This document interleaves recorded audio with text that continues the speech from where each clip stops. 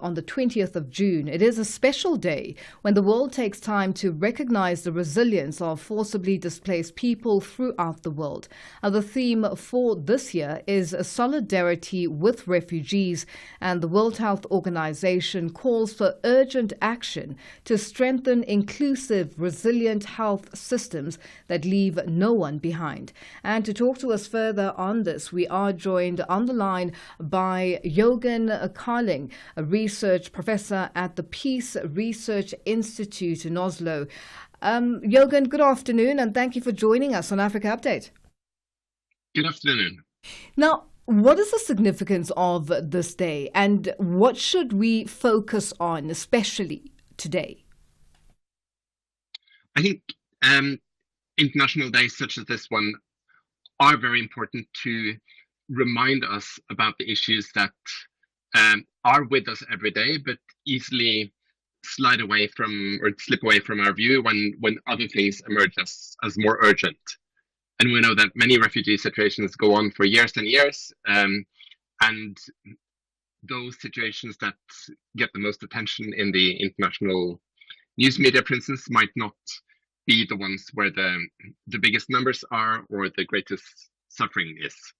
So I think having this annual reminder of let's look at the situation of refugees and how we can engage with that in constructive ways is important for all the people who don't deal with refugees on a day-to-day basis.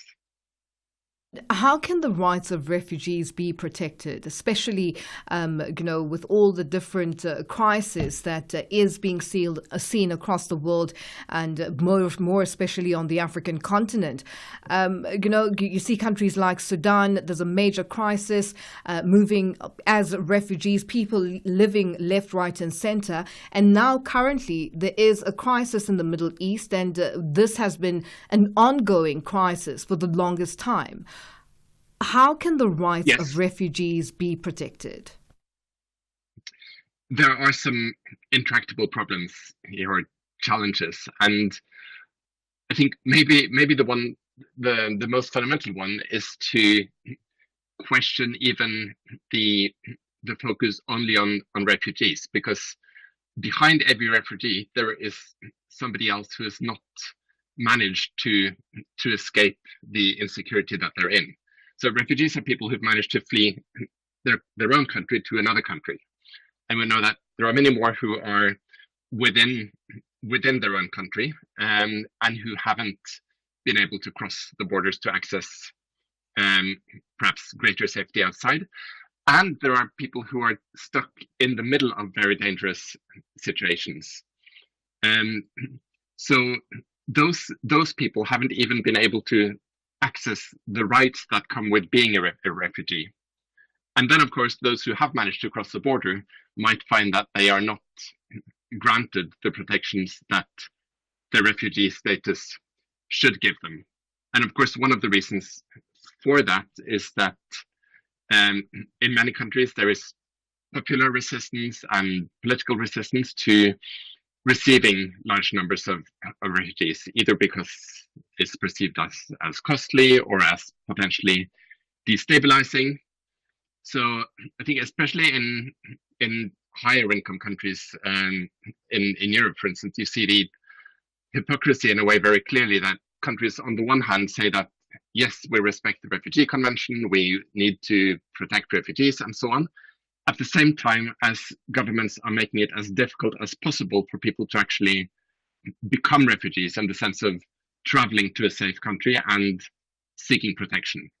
And that's why, of course, the vast majority of the world's refugees are in neighboring countries to their own, which might be as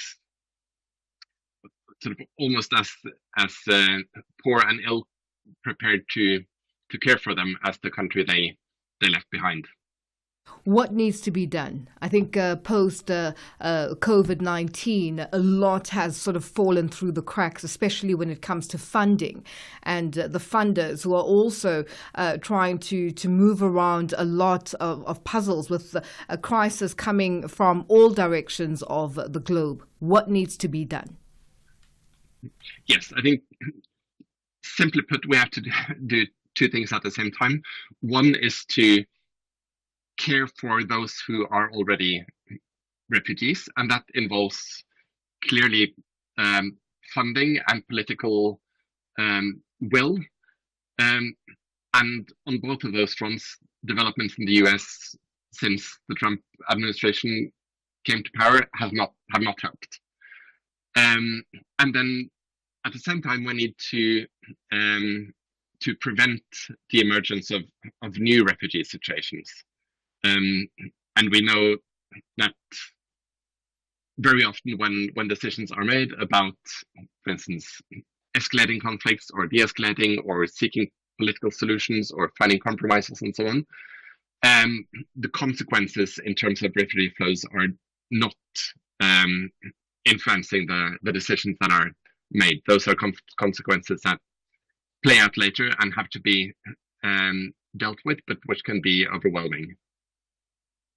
Now, Jørgen, with regards to today and the message, this is now a message that should continually be put into the world, into, in every aspect, because as we touched on, there's a lot of crisis in the world. You've also mentioned US President Donald Trump. He's now also created an even bigger crisis on the one hand, and also has given refugee status to people that generally believe that they don't deserve to be referred to as refugees.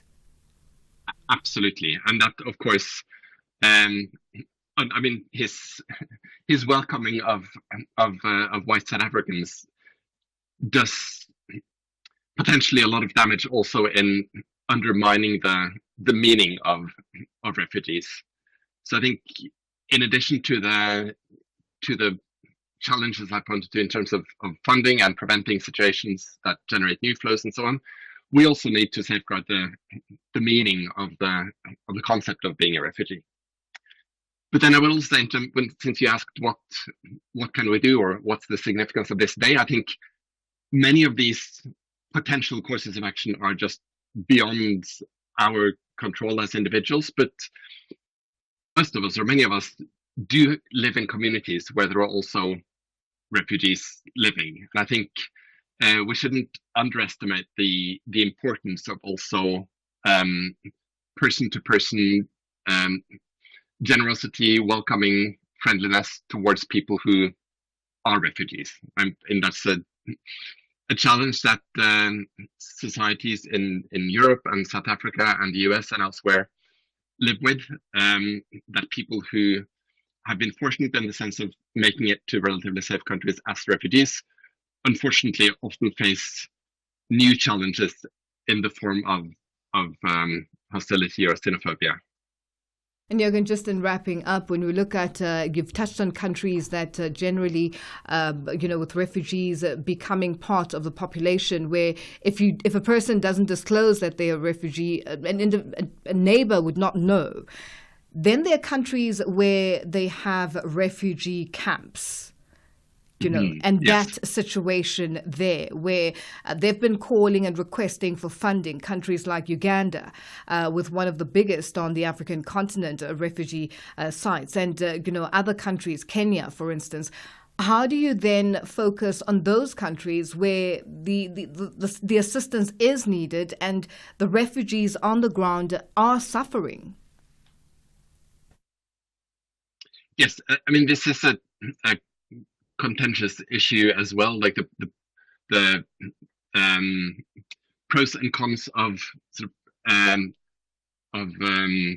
letting refugees live within communities in cities and so on versus accommodating them in camps in a more sort of controlled environment where aid can be more targeted and so on, but where they are also kept in limbo for potentially many years without any prospects of establishing future lives.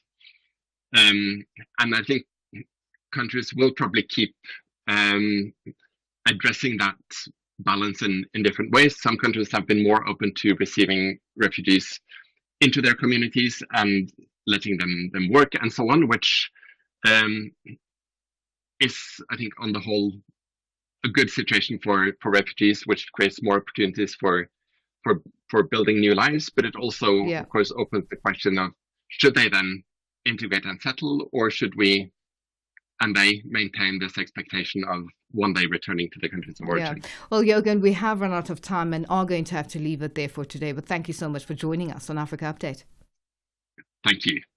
And that was Jørgen Carling, a research professor at the Peace Research Institute in Oslo, speaking to us on the line. And it is that time of the day where we say a happy Friday and good afternoon.